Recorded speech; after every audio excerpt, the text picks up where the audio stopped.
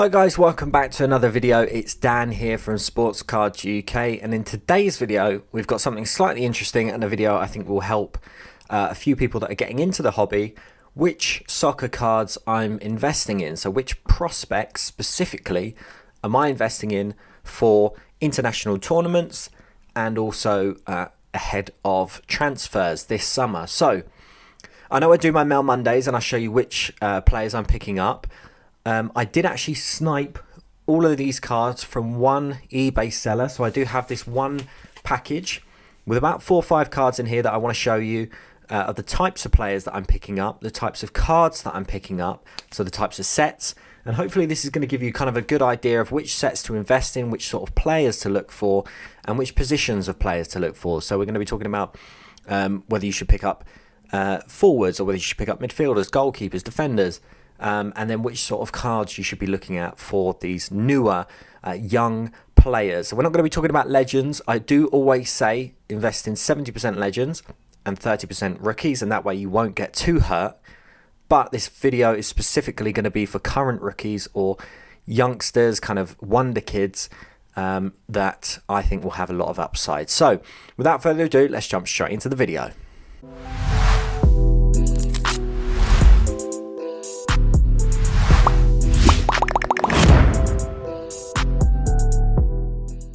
Okay, so first things first, let's open up the parcel.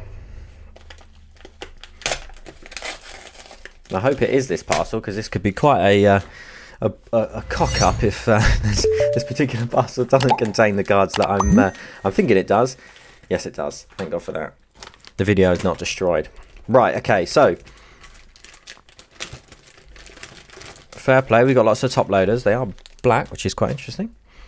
So I'm not going to reveal which cards are under here. I'm just going to take one card at a time. So we'll start off with card number 1. Let's put it to one side so you can't see. We'll reveal it slowly. Card number 1, we have a Harry Kane Euro 2020 select card. Now I believe this is the terrace version. This cost me £2.86, which in my opinion is an absolute bargain. Now, if you are going for Harry Kane, obviously I would look for, and I'll put all of these cards up on screen for you. I would look for 2015, that's the 2014 to 15 sticker, which will be from Topps Merlin. And I will look for the Premier Gold card, I believe it is. Again, I'll put it up on screen. It'll be somewhere probably this side. So if you look for both of those cards, they are going to be quite expensive. I think I picked up the sticker for, I don't know now, maybe about £30-40-ish. So it was quite an expensive purchase at the time. They don't come up too often. So what I would do is I would save the search on eBay for when they come up. If you just type in your search on eBay, there should be a little heart. You can save that search and you'll be notified every time that card comes up on eBay. So that's a kind of a cheeky tip for you that I've just thrown in there. Save searches on eBay and then you'll be first to know when cards come out. And if it's a buy now, you can get it before anyone else looks at it. And if you know the price by looking at eBay comps, so if you click sold listings, then you'll be able to see those as well. Now with Harry Kane, I would recommend picking up the earlier cards, even if you want to pick up the 2014 to 15 match attacks, or if you own any of the 2014 to 15 match attacks, keep them in good condition because they do have some value, as it's kind of technically his true rookie. I personally don't like match attacks. I did pick up 2 for I think a couple of quid each, just because they were so cheap at the time. I thought I can't go wrong. I can easily flip those during the Euros. But I would stick to Panini Prism. I would stick to the original rookie sticker, which is the Topps Merlin or any early Panini stickers. And I would go for the Premier Gold card as well. Now with this select card, it's not one of his earlier selects. It's not one of it, I believe 2015, which I'll get for you. So here we go. So this is the Topps Merlin sticker. As you can see, Merlin's Premier League 2015. So this is his official rookie. Another card that you can look at that doesn't come up often for Harry Kane is the Living Set card. Now this was numbered to I think 345, the print run, which if you look at numbered cards these days, numbered cards numbered to 300, numbered to 500, Some of the early Topps Living set with such low print runs are almost basically numbered cards. There's only 345 of these or so in the world, and I think quite a few have been graded, and there's a few 10s out there, but this one hopefully obviously is in the grading sleeve, so it can go and get graded. So here we have the first Prism, which is the Prism Euro 2016. So having looked at all of these different cards that I do own of Harry Kane, obviously you can see I'm quite bullish on Harry Kane. He is a Golden Boot winner of a big tournament. We are going to hopefully see him score lots of goals in the Euros and World Cups to follow. He's still very much got a few England caps in him, in my opinion. He is going to break, in my opinion, the Premier League scoring record, which currently Alan Shearer holds. So again, I think that's another good time to kind of own his cards and hopefully sell them at that point. So yeah, big cards. The reason I picked this one up, it's not one I owned. So I do wanted to pick up another one, or I do wanted to pick up this particular card, another select card.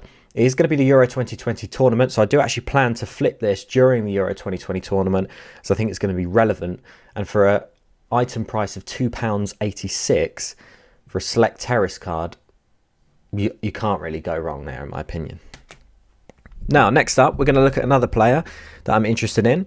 We have Mr. Andre Silva. Now, this is again a Euro Select 2020. He does have much earlier cards and stickers. I would recommend checking out my previous Mail Mondays, which I do have some earlier cards of Andre Silva. Now, with him, he's currently playing for Frankfurt, and he's got interest from Man United, and he's got also interest from Atletico Madrid to make a move this summer. He's currently the joint second top goal scorer in the Bundesliga, playing for Frankfurt. He's Portuguese, so he's going to be involved in the Euros and he's going to be involved in World Cups, which is important, I think, for these cards or these players' cards, because if they're involved in both the Euros, which is a massive tournament watched around the world, and the World Cup, it's two tournaments rather than just one if you've got a player that plays for Argentina or whoever else. I don't think the Copa Americas or the sort of the South American tournaments are going to be as big as the Euros, in my opinion. Maybe that's me just being biased, but I don't think like Copa America or anything is widely recognised as much as the Euros. But I do think Andre Silva is going to be a big card and a big player to own in the summer. I think that it's about 35 million that Frankfurt are asking for at the moment. Man United are looking at him as they were looking at kind of centre forward striker options, and he's going to be a lot cheaper than Haaland, and he's joint second top goal scorer in the Bundesliga. Haaland is going to be a silly amount of money. You've got Andre Silva, who could link up with players like Bruno Fernandes. I think it's going to be a big move. I think Frankfurt are definitely going to want to cash in on him. I think they will let him go. And if we see him go to Atletico, if we see him go to Manchester United, I think it's going to be a big win. So this particular card is a select 2020, and you can see it's numbered out of 499 or 149, and this is a select die cut, so you can see it's almost trimmed around the sides. Now this particular card cost me £13. Again, I think is another bargain that I've sniped. There's only 149 of these available. It's a very bright, vibrant looking card. Select is obviously a really good set. Select and Prism do tend to be the best sets in football, basketball, NFL, across most sports really. So yeah, very good card to own. And yeah, we might see him play in the Euros this year. He's obviously got some tough competition. There's Trincao, there's Cristiano Ronaldo, Bruno Fernandes. There's some big players in there that he's going to compete against. But he's only 25, so yeah, he's still well within his prime in his kind of late 20s. Now, next up, we've got a player who's currently out on loan, playing for Getafe. This is him in his Mallorca shirt, where he was also out on loan. So this is Takumikubo, who's currently a Real Madrid player who's been out on loan for, I think, 3 seasons now. He's had links with Arsenal for a transfer. and a couple of other clubs are interested in him as well. So I think Real Madrid are probably going to potentially sell him, or maybe even loan him out to maybe a side outside of La Liga. Now you'll see this is kind of red and it's quite hard to read the writing. This particular card is a T-Mall exclusive and it's from Panini Chronicles. So from Panini Chronicles 2019 to 20. They're all red, which you'll see on some cards, whether it's on these ones. They're different kind of designs, each of the different cards. So the La Liga was kind of in this prestige design, and you also had rookie tickets, and you'll see some of the rookie tickets, which I've got an example of a rookie ticket, which is all red, has come from the T-Mall exclusive, which was an exclusive available in Japan or Asia. I think it was China, Japan, that we weren't, or I don't think we had access to, but a lot of people were selling versions of it, or selling the products in the UK. But yeah, Kubo paid next to nothing for this. This cost me £6 for a young rookie card. He's a guy who's playing for Real Madrid, being loaned out. He's still very, very young. And I think he's going to be a star. Japanese player as well. Sports cards are becoming big in Japan as well. So I think, the Japanese market is very big with the WCCF cards. And obviously F1 drivers as well. So I think, sports cards are going to be a big thing in Japan. And I think Kubo is going to be a fantastic player with a bright future ahead of him. Now, as I say, these are all kind of prospects. So these are all complete risks. Injuries could be involved. And this is why I say invest in legends, because any of these players could flop, well, bar Harry Kane, but players like Kubo or players like Andre Silva, they may have reached their prime and they may just never kind of turn out to be the player that we think they're going to be. That can happen. They could get injuries and then it affect the rest of their career. This can happen. So this is why I'm talking about invest in legends that are sure things, and then you kind of spend a little bit on the prospects. So I tend not to go too heavy on the prospects. I don't spend really more than a kind of £100 on a prospect. I would look to spend small little amounts like this and then either hold them for the long term or make little flips in good performances or big events like Champions League or the Euros or the World Cup. Now, next up, we have another card from La Liga, and it is a T-Mall exclusive. And this is Rodrigo. Now, Rodrigo is actually brought to Real Madrid because they said, rumours were that they didn't really trust Vinicius Jr. And they do believe that Rodrigo is actually the better player out of the two. So it's interesting to see if Vinicius Jr. leaves and then they start to play Rodrigo a little bit more. I think Vinicius Jr. has played quite well recently and has kind of shocked a few players shocked a few maybe teammates and staff members. But yeah, I do believe Rodrigo is actually the better player. This is going to be his rookie card. So this is again, T-Mall exclusive. This is Panini Chronicles 2019 to 20. There you go. Born in 2001. So he's a very, very young player. Bright future ahead of him. He's going to be involved in World Cups, I think, for sure in the future. And I think, again, prospecting wise, I think this is a good card to go for. And as Panini Chronicles cards go, the rookie ticket is one of the best cards that you can pick up for. So if Kubo had a rookie ticket, which I don't think he does, that would probably be better than this particular prestige card. The rookie tickets were slightly harder to hit. Normally, when you open up the Chronicles product, what you would have is several prestiges, and then you would have a kind of a rookie ticket at the end. A bit like with the Chronicles Premier League sets or cards that you got in there. You started off with the Donruss, and then you got something good at the end, either a kind of a rated rookie Donruss that had some colour, or you got a Panini Prism card at the end. So Contenders is a bit like that. It's kind of the Prism card that you want to hit at the end. So they tend to have a little bit more value, and the Contenders cards did have kind of the better players. Like the Greenwood one goes for a particularly good amount of money. The Ansu Fati one, again, goes for a good amount of money. So they're just a couple of examples outside Rodrigo. Now, next up, we have someone who, for me, and this is kind of a bit of a fault on myself, and he even actually injured himself against the team that I support, Fulham. I picked up Pedro Neto, completely forgetting that he was injured. which was a completely stupid point on my side. He is injured. He's out for the rest of the season. I mean, there's not too much of the season left now, but I think, again, Pedro Neto is a really, really exciting player. I do really, really rate him. He's a forward. He's the type of player that you want to be going for. If you look at all of the cards that I've shown you so far, they're either all forwards or they're strikers, and they're the sorts of players that you want to be going for. Try and avoid defenders if you can, and look for the forwards. You want to be going for the goal scorers. You want to be going for the big money transfers. You don't really want to. You least want to be going for goalkeepers, and then second least want to be going for centre backs. Left backs and right backs can do well. We've seen the likes of Alphonso Davies' rated rookies do quite well. Him being a left back, he does get forward a lot, and he has got some decent assists, even some goals, I think. But mainly, I would stick to strikers, left wingers, right wingers. Go for the forwards, and they'll do you.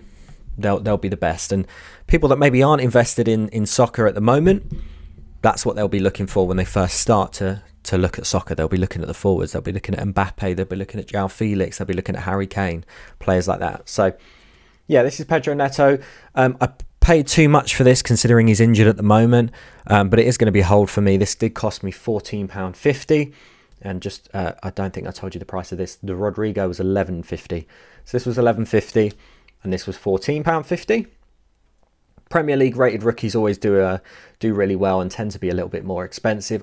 Obviously, me being in England as well, there's probably going to be a tax on that. But yeah, the Premier League is one of the most watched leagues, so it makes sense, or is the most watched league.